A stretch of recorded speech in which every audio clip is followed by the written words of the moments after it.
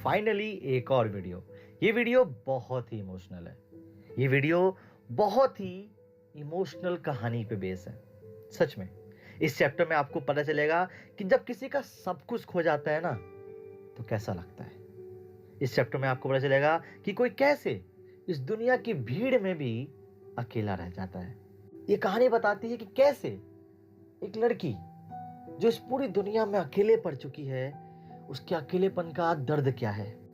वो लड़की इस यात्राओं के दौरान कैसा महसूस करती है, कैसा फील करती है, ये चैप्टर वही बताने वाला है। तो चलिए बिना टाइम वेस्ट करे स्टार्ट करते हैं ये चैप्टर, द एड्रेस बाय मार्ग मिंको। मेरा नाम है मार्ग मिंको। ये मेरी कहानी है। कई साल पहले जब मैं लगभग 22 से 23 साल की रही होंगी, तब मैं उस औरत के घर पे जाती हूँ जहाँ पे मेरी माँ ने काफी सारी चीजें रखी हुई थी। यस, कौन? क्या आप मुझे जानती हैं? वो लेडी थोड़ी देर के लिए मुझे डरते हुए देखती है। नहीं, मैं तुम्हें नहीं जानती। एक्चुअली मेरी माँ का नाम एस था। वो आपके पड़ोस में रहा करती थी। मैं उन्हीं की बेटी हूँ। उस औरत ने ये सुनने के बाद कोई जवाब नहीं दिया। वो बिल्कुल चुपचाप खड़ी थी। शायद यार मैं गलत घर में आ चुकी हूँ। आखिर कई साल पहले मैं इस लेडी का घर देखा था, तो मे भी हो सकता है मुझे पहचानने में थोड़ी सी गलती हो गई हो सकता है मैं गलत लेडी को पहचान रही हूँ। फिर तभी मेरी नज़र उस लेडी की ड्रेस पे जाती है जिसने एक ग्रीन कलर का कार्डिगन पहन रखा था। अरे यार ये तो मेरी मॉम का था। मेरी मॉम पहना करती थी उसे। जब उस लेडी को लगा कि मैं उसके कार्डिगन को घूर रही हूँ, तो वो लेडी अपने आप को थोड़ा सा दरवाजे के पीछे छुपा लेती है। यस, हाँ, मैं बिल्कुल सही जगह आई हूँ। ये मेरी माँ का ही कार्डिगन है और हाँ, मैं बिल्कुल सही एड्रेस पे आई हूँ।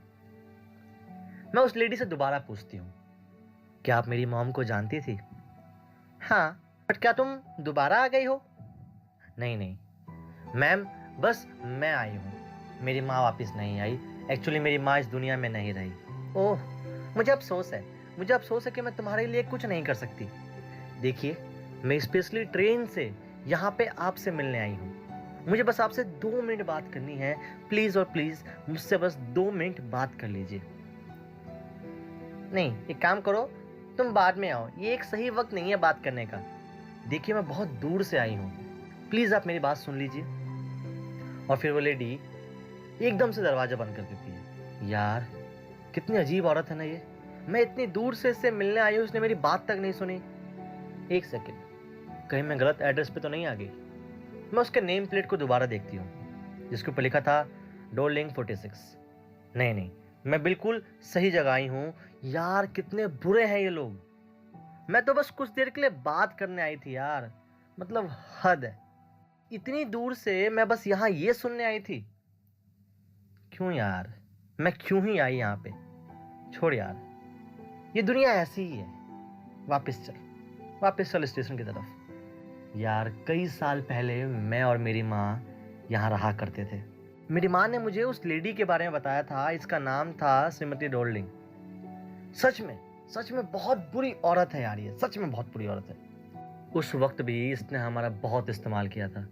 इसे पता था कि हम यहूदी हैं और ये नाजी है। हिटलर जो था यहूदियों का दुश्मन था। हिटलर जो था हमारा दुश्मन था। उसे ये बात पता थी और उसने इसी चीज़ का फ़ायदा उठाया। इसने मेरी माँ से कहा कि आप टेंशन मत लो, आप अपना सारा सामान मेरे पास छोड़ के चले जाओ, मैं इसको सही सलामत रखूँगी। और मेरी भोली माँ इसकी बातों में आ गई। ये लेडी जब भी हमारे घर पे आती कुछ ना कुछ सामान ज़रूर लेके जाती थी। मुझे याद है एक बार तो ये हमारे घर के सारे चांदी के बर्तन लेके चली गई थी। हमारे सारे ओल्ड फैशन प्लेट्स जो दीवारों पे टंगे रहते थे वो सब भी लेके चली गई थी। मुझे पता था मेरी माँ का दिल नहीं करता ये सब चीज़ें देने का, पर उसे ये भी पता था कि अगर हम यहाँ से भागे तो ये सामान हम वैसे ही खो देंगे। इसीलिए मेरी माँ ने सोचा कि इस औरत को ये सामान देना ठीक रहेगा। पर देखो यार, ये लेडी कितनी बुरी है। मुझसे 2 मिनट बात तक नहीं की। सच में यार कितनी बुरी है ये दुनिया। चल यार छोड़, वापस चलते हैं अपनी दुनिया में। ये दुनिया बहुत बुरी है, यहाँ के लोग बहुत बुरे हैं। ये सोचते हुए मैं दोबारा स्टेशन पहुंच जाती हूँ। फिर से मुझे उस लेडी का वो फेस याद आता है। मुझे फिर से वो सारी बातें याद आ जाती हैं कि कैसे कैसे वो हमारे घर पे खाली सूटकेस लेकर आया करती थी, और जब हमारे घर से जाया करती थी तो सूटकेस सामानों से भरा होता था। कैसे मेरी माँ को ये धोखा देती रही, कैसे, मुझे सब याद आ रहा था। यार शायद मुझे एक बार और जाना चाहिए, अपने लिए नहीं, अपनी माँ की उन यादों के लिए। हाँ, मुझे एक बार और जाना चाहिए, मुझे एक बार और इस लेडी से बात करनी चाहिए। ठीक है, मैं जाऊंगी। एटलीस्ट एक बार मैं अपनी माँ के उन सभी सामानों को अपने हाथ से महसूस करना चाहती हूँ। अपनी माँ को, अपने अतीत को, अपनी चीज़ों को एक बार सही पर मैं महसूस करना चाहती हूँ। हाँ, मुझे उनके घर पे दोबारा जाना चाहिए। इस बार एक 15 साल की लड़की ने दरवाजा खोला। आपकी मॉम घर पे हैं? नहीं, वो तो किसी काम से बाहर गई हैं। अच्छा, कोई बात नहीं, मैं उनका यहीं इंतजार कर लूंगी। ठीक है, आप घर के अंदर आ जाइए। जैसे ही मैं घर के अंदर जाती हूँ, सबसे पहले मेरी नज़र एक मोमबत्ती के स्टैंड पे पड़ती है। बहुत ही ब्यूटीफुल स्टैंड। और एक बात बताऊं, ये मोमबत्ती का स्टैंड भी हमारा था। ये मेरे घर में रहा करता था, मुझे अच्छे से याद है। और ये स्टैंड भी ये औरत लेके चली गई थी। यार जैसे ही मैं उसके घर में एंट्री मारती हूँ, चारों तरफ सिर्फ और सिर्फ मेरा ही पास्ट था।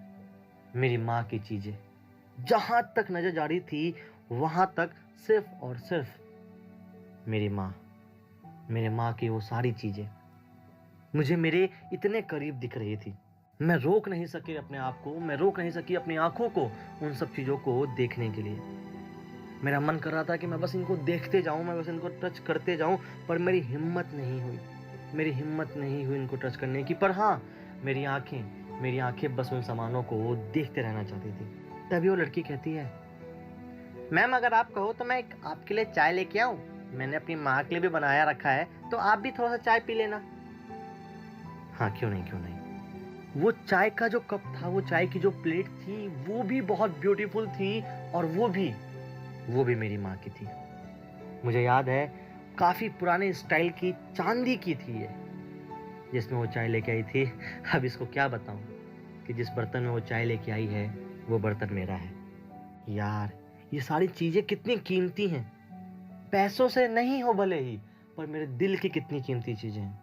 भी मैं उस लड़की से कहती हूँ, अरे वाह कितना ब्यूटीफुल है ये। हाँ, हमारे पास तो बहुत सारा है, हम तो कई बार इसमें खाना भी खा लेते हैं। बहुत प्यारी प्यारी चीजें हमारे पास, चांदी की चीजें हैं, बहुत कुछ है हमारे पास। चांदी की? हाँ मुझे पता है। फिर मुझे याद आता है कि एक बार मेरी माँ मुझसे कहती है, क्या तुम चांदी की चीजें पॉलिश करने में मेरी हेल्प करोगी? तो मैं अपनी माँ से पूछती हूँ, माँ हमारे पास चांदी का क्या क्या है? तो मेरी माँ बोलती है, हमारे पास चम्मच हैं, हमारे पास प्लेट्स हैं, हमारे पास बहुत सारे चांदी के बर्तन हैं। और जब मैं उन्हें देखती थी तो मुझे बहुत खुशी होती थी, और आज मैं दोबारा से उन चांदी के बर्तनों को देख पा रही हूँ। मेरी आंखें दोबारा नम हो जाती हैं। मेरी माँ की चीजें आज मेरी आंखों के सामने थी। मैं दोबारा उनको महसूस कर पा रही थी। मैं महसूस कर पा रही थी कि मेरी माँ यहीं आसपास है। वो दर्द मुझे दोबारा फील हुआ। मैं बस रोने ही वाली थी, मैं उससे बस कुछ कहने ही वाली थी, मैं चीखने ही वाली थी। तभी मुझे याद आता है कि नहीं, मुझे यहाँ से जाना चाहिए। अरे रुक जाओ, अभी माँ आने वाली है। नहीं, मैं जा रही हूँ, मुझे जाना ही होगा। हाँ, मुझे जाना ही होगा। जब मैं भागते भागते उस रोड को क्रॉस करती हूँ तो मैं दोबारा एक बार फिर पीछे उस घर की तरफ देखती हूँ जिसका एड्रेस होता है डोर्लिंग 46। मुझे बहुत तकलीफ होती है एड्रेस देख के। मैं रो चुकी होती हूँ। मैं सोचती हूँ कि आखिर मैं यहाँ क्यों आई।